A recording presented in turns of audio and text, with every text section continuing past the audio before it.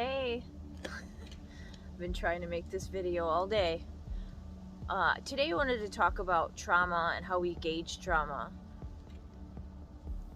and how our society doesn't recognize trauma for what it really is.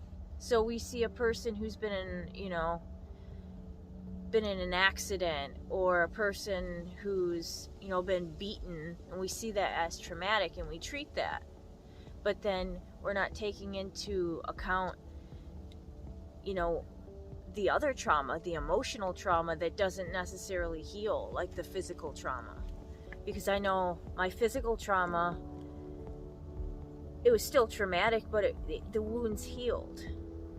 It was the emotion behind the physical trauma and the emotion that is stored in each and every one of my scars that kept me going. Kept the repeating trauma cycle and held me in those stories in victim state.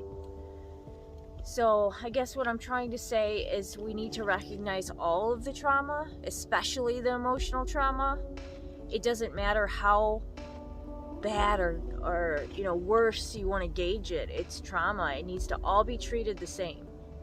Obviously, some traumas may take more work than others, but bottom line is it's trauma. Have compassion for yourself. Don't gauge it, and don't compare your traumas to others, because stuff that I've endured and worked through, other people might not be able to do it, or they wouldn't do it in the same way that I've done it, the exact same way, because we're all different. But bottom line, compassion for ourselves and others, and really looking at the true story and the truth of the situation, because it's not black and white.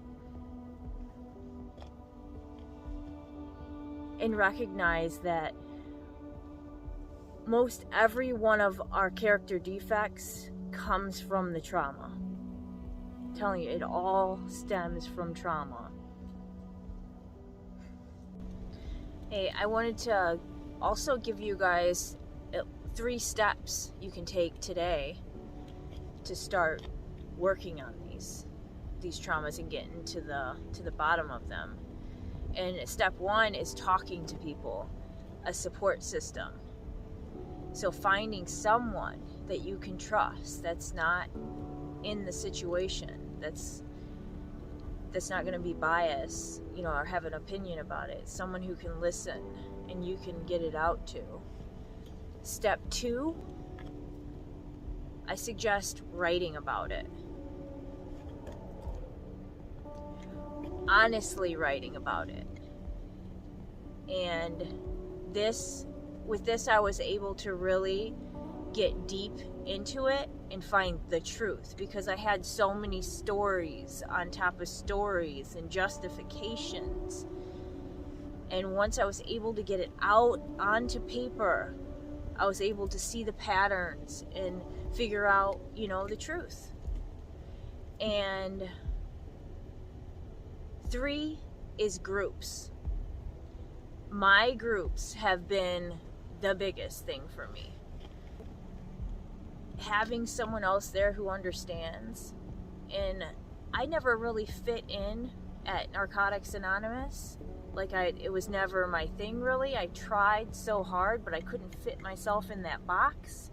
So I didn't even like speaking at some of the meetings, because I felt like I didn't fit inside of it, because there are some things that are done in that program that I don't necessarily agree with, because I think that every addict is different. Every person is different.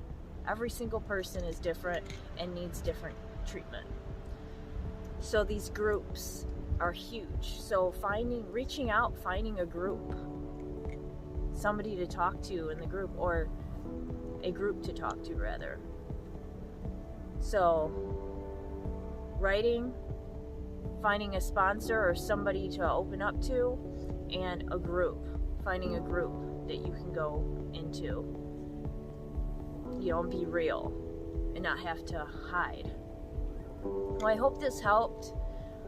Again, if anybody has any questions, I'm super open to questions. Just either you can email me at gabby@gabrielangel.com, or you can DM me on Facebook or in the comments, obviously. So thank you guys.